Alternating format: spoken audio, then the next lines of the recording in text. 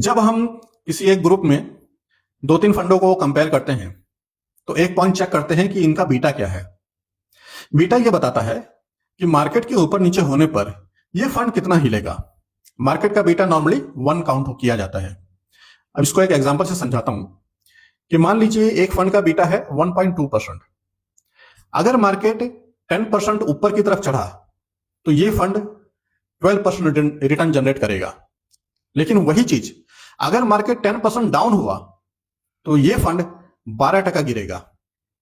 वहीं पे एक दूसरा फंड है जिसका बीटा है 0.8। इसका मतलब कि अगर मार्केट 10% चढ़ा तो ये 8% ही चढ़ेगा, लेकिन डाउन साइड में अगर मार्केट 10% गिरा तो ये सिर्फ 8% गिरेगा।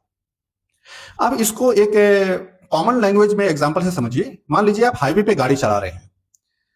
अगर आपकी स्पीड डिजायर स्पीड से या स्टैंडर्ड स्पीड जो 80 किलोमीटर पर आवर की तय की गई है उससे नीचे चल रही है, यानी आपका बीटा मान लीजिए 0.7 है, तो आप आराम से चल रहे हैं। अचानक में कभी रोकना पड़ा रुक सकते हैं। और अगर आपकी स्पीड डिजायर स्पीड के बराबर है यानी बीटा 1 है, तो यानी जो लिमिट तय की गई है आप उसी लिमिट पे चल रहे हैं। और अगर आपकी स्पीड तय की गई लिमिट से ज्यादा है यानी बीटा मान लीजिए 1.2% है, यानी आप स्पीड में चल रहे हैं। और अगर बीटा 2 है तब तो आप ओवर स्पीडिंग है। इसमें खतरा बहुत ज्यादा है।